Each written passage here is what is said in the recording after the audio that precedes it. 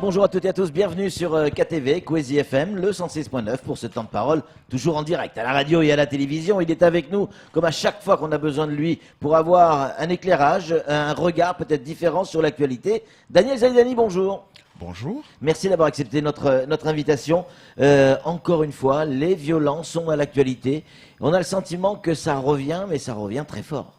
Écoutez, cette recrudescence qui avait été signalée déjà il y a 2 mois, Ouais. ce retour des violences sur Mayotte. Ouais. Je rappelle quand même qu'il y a encore quelques semaines au niveau du lycée de Coconi, il y avait eu des agressions. Ouais. Les profs insistaient sur le fait que le système sécuritaire autour de l'établissement n'était pas en place. Ouais. Avant-hier, c'est un jeune qui s'est fait poignarder dans son collège à Mtsangamouji, faisant comprendre que on pouvait rentrer dans l'établissement. A priori, c'est pas un poignard, hein, c'est un ciseau, mais bon, voilà, c'est une arme blanche. Une arme blanche. Je pense quand même que les ciseaux dans les collèges, c'est des bouts arrondis. Soyons bien clairs. Ouais. Donc, je crois que malgré le contexte connu de Mayotte, les mesures adéquates de sécurisation des établissements publics ne sont pas à la hauteur des enjeux.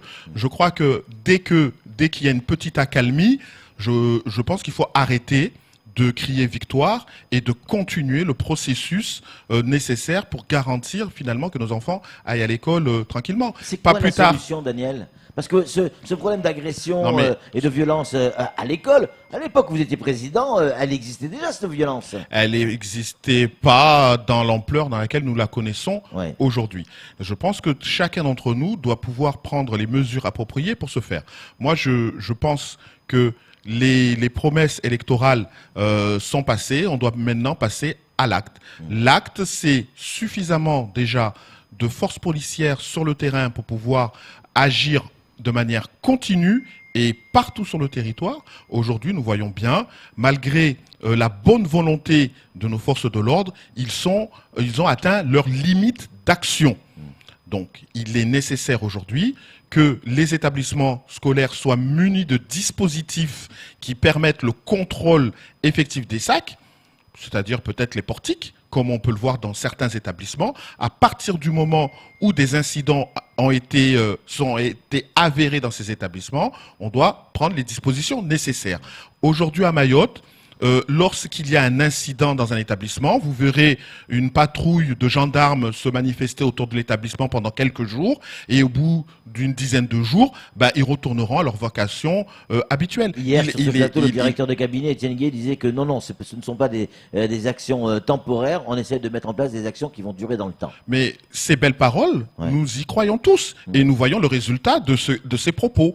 Nous, aujourd'hui, nous ne souhaitons pas d'avoir des discours apaisants. Parce qu'effectivement, les discours apaisants, c'est bien pour aller faire la sieste. Nos enfants sont en danger, même lorsqu'ils font des sorties scolaires sur les plages, ils peuvent se faire agresser comme ça a été le cas hier en Petite Terre.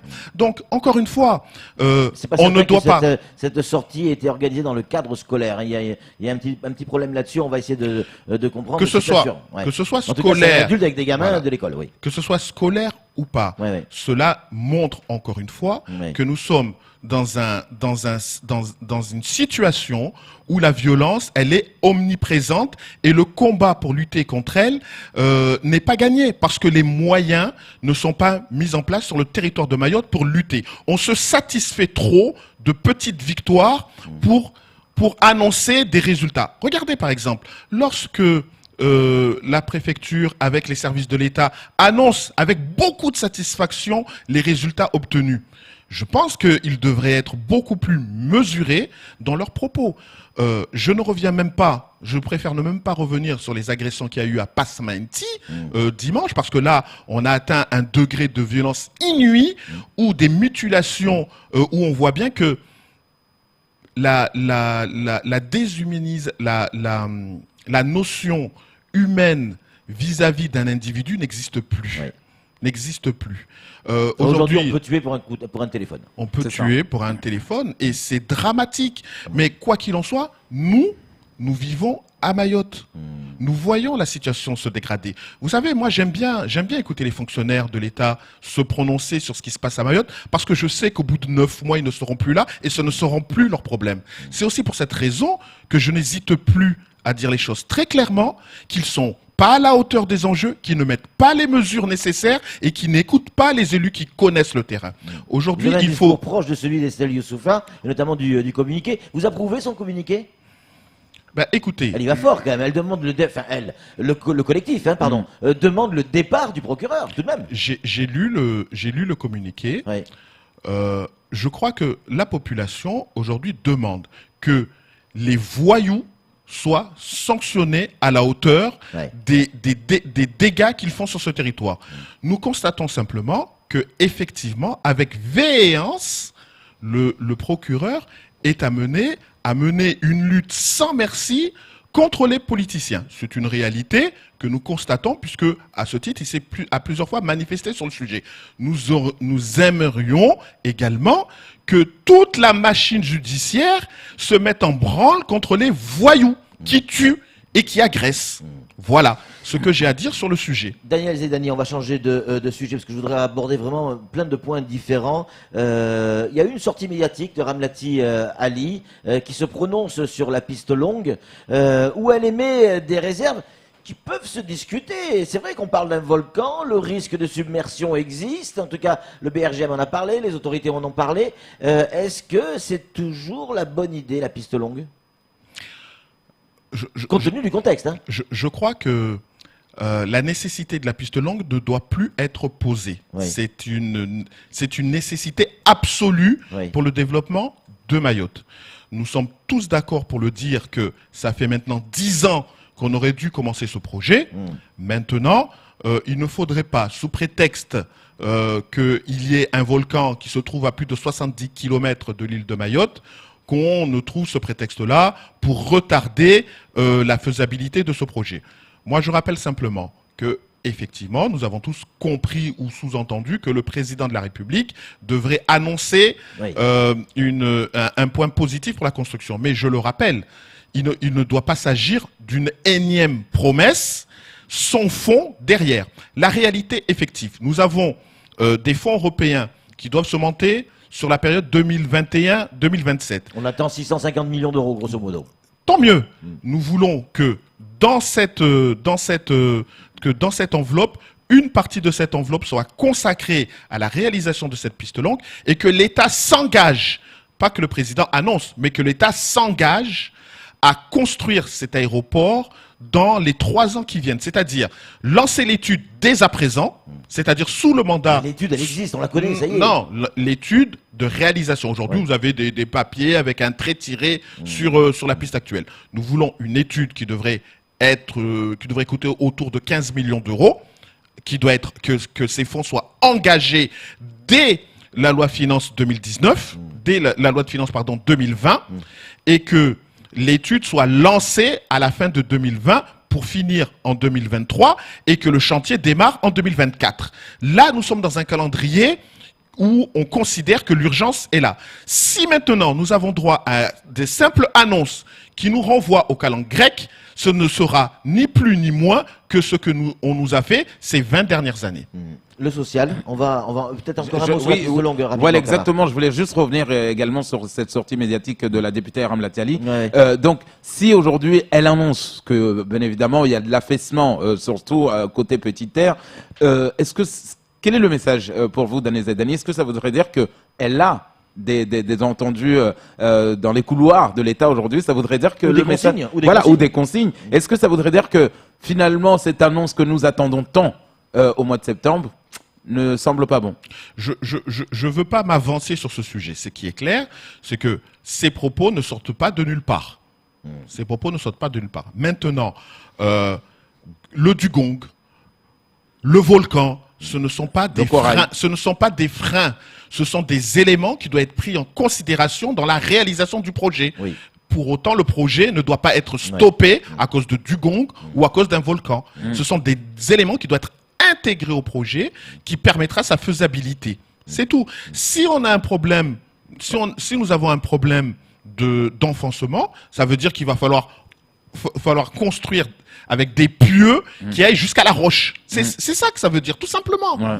Tout simplement. C'est une sorte de coût, en fait. C'est une question de coût et de technologie qu'il va falloir mettre en œuvre. Enfin, on construit des pistes aux quatre coins du monde sur l'eau. Pourquoi on n'y arriverait pas à Mayotte? Parce que quand on construit justement des pistes sur l'eau, on prend les pieux et on va jusqu'à la roche. Ouais. Et on part de cette roche pour supporter la structure. Si maintenant on veut la faire reposer simplement sur la terre, peut-être il peut avoir effectivement un enfoncement. Tout dépend de la technologie qui sera mise en œuvre et du coût qu'on sera prêt à mettre pour la réalisation du projet. Je pense que la piste longue est incontournable, indispensable et indiscutable.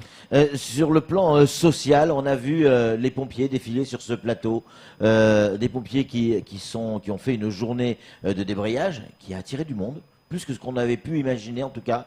Et surtout aujourd'hui, ils menacent de boycotter le 14 juillet. Je sais à quel point le 14 juillet est important pour vous. Comment vous vous positionnez sur ce point-là? Vous êtes solidaire avec les pompiers? Écoutez, je vous rappelle que j'étais le précédent président du SDIS. Oui, donc, la situation des pompiers, je la connais parfaitement. Moi, je tiens néanmoins à rappeler à mes collègues du conseil départemental et à mes collègues maires que si nous faisons de la politique, c'est d'abord pour apporter un mieux à la société. Et le combat pour lequel nous sommes a priori tous d'accord, c'est le rattrapage social et économique.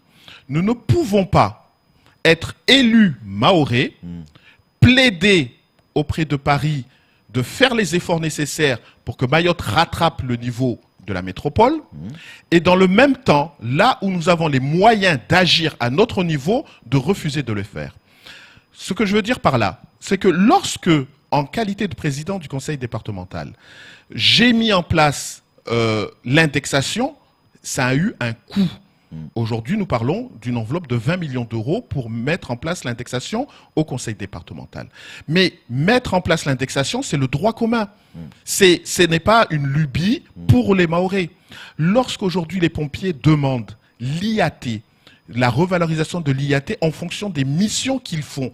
Nous voyons bien que le dispositif de SAMU ou des ambulanciers n'est pas aussi performant à Mayotte qu'en métropole. Oui. Donc les interventions des pompiers est importante.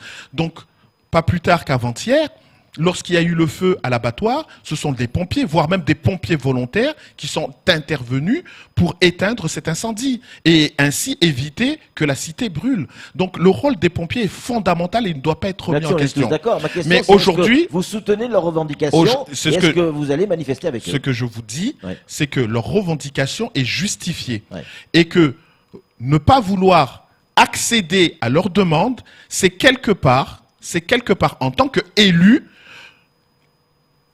être sur la ligne de l'État en disant que Mayotte n'a pas besoin d'être rattrapé aujourd'hui. Donc un Mahorais élu ne peut pas être un frein à l'égalité sociale, quel que soit le coût. Et la Chambre régionale des comptes ne doit pas être un prétexte. Vous savez, lorsque je suis arrivé au conseil départemental et que je me suis rendu compte que plus de 1000 agents étaient encore contractuels, j'ai lancé un processus de titularisation qui a eu un coût financier que les présidents précédents n'ont pas voulu engager. Mais je l'ai fait en mettant en place un calendrier. Ça nous a coûté plus de 7 millions d'euros pour rattraper et pour intégrer les agents. Ça a un coût. C'est un coût financier. Mais c'est le droit commun. Et nous, élus, on ne doit pas se permettre. Donc, les décideurs aujourd'hui, c'est Mouanecha, c'est le président du conseil général, ce sont les maires de Mayotte. C'est eux les décideurs. Donc, je demande à ces décideurs d'agir en tant que Mahorais qui veulent rattraper le droit commun. Et ils ne peuvent pas, à Mayotte, être des freins au droit commun. Ils ne peuvent pas. Ils n'ont pas le droit. C'est immoral où ils doivent démissionner. Est-ce qu'il faut aller jusqu'au boycott du 14 juillet? Vous savez, il faut qu'ils arrivent à se faire entendre, les pompiers. Moi, je souhaitais prendre la parole parce que je crois qu'à un moment donné, il faut arrêter les bêtises. Il faut arrêter les bêtises.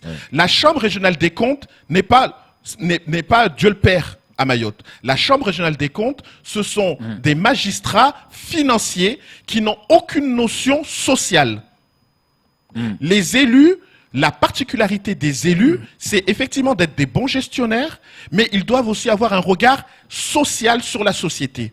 Et les décisions que nous prenons doivent être faites en fonction de ces facteurs, mais pas exclusivement sur des facteurs financiers. Oui, le coût sera élevé. Oui, ça va peut-être fragiliser certaines structures, mais c'est le droit commun.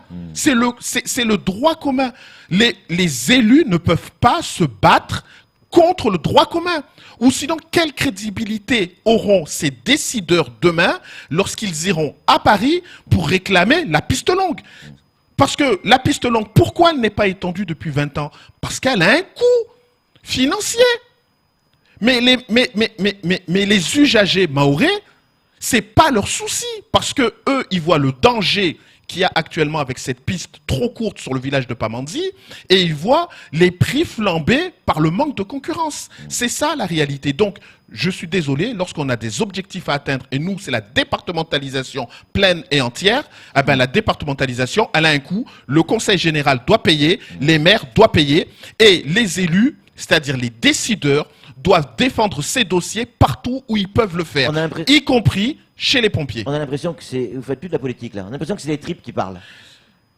Je suis exaspéré. Et ça se sent. Je suis exaspéré de voir que aujourd'hui des pompiers sont amenés à mettre sur la balance que si on ne les entend pas, ils vont boycotter le 14 juillet. Ouais. Je les comprends. Ils ont raison. Et ceux qui ont tort dans cette affaire, ce sont les décideurs qui ont été choisis par la population. Ces décideurs sont dans l'erreur. Ils écoutent la Chambre régionale des comptes, mais ils ne veulent pas écouter le combat pour lequel nous avons été élus. Lorsque j'étais décideur au conseil départemental, j'ai pris des décisions qui n'étaient pas forcément faciles, mais il fallait le faire. Être décideur, faire le choix de dire je veux être président du SDIS, je veux être président de l'association des maires, je veux être président du conseil général, je veux être sénateur, c'est-à-dire qu'à un moment donné, je veux être un décideur et je veux faire ce qui est juste. Ce qui est juste, c'est de mettre en place une IAT comme le directeur du SDIS. On ne doit pas être contributeur de la discrimination que nous fait l'État sur Mayotte. Il y a une discrimination avérée entre le département de Mayotte et les autres départements de France. De grâce que les élus de Mayotte ne mettent pas en place une discrimination entre les sapeurs-pompiers et leurs directeurs. Ouais. Camara, en conclusion, très rapidement. Qu'est-ce que vous répondez à ceux qui disent que quand vous étiez président du conseil départemental, c'est pas pour autant que les pompiers étaient bien lotis? Ben, je pense qu'ils se trompent. La période où les pompiers ont le plus été recrutés, c'était sur ma période. Je les ai titularisés en mettant en place des concours, en favorisant justement que ces concours soient au bénéfice des Mahorais. C'est-à-dire que j'ai sorti de la précarité les pompiers volontaires pour les titulariser. Les concours, là. Et que les concours, je les ai étalés sur le temps. Ouais. Je rappelle également que lorsque j'étais président du SDIS, c'est la période où les investissements matériels ont été effectués. Je rappelle également que lorsque j'étais président du SDIS, c'est la période où le budget consacré aux pompiers a progressé de manière significative. Donc moi je pense très sincèrement que ma présidence a été utile et vous voyez bien qu'il n'y avait pas ces manifestations que nous rencontrons aujourd'hui à l'endroit du SDIS. Donc j'étais dans mon rôle. Je demande aujourd'hui à mes collègues du conseil départemental qu'ils ont la possibilité lors de la séance du 24 juin de présenter un rapport en faveur de la prise en compte de cette IAT et de la mutuelle qui permettra ainsi pour le conseil d'administration du 3 juillet de la mettre en place et ainsi aux pompiers de défiler et faire plaisir aux Mahorais et aux Mahoraises. Daniel Zaidani, merci beaucoup. On est très en retard. Allez, c'est tout pour ce temps de parole. Tout de suite, la suite de nos programmes.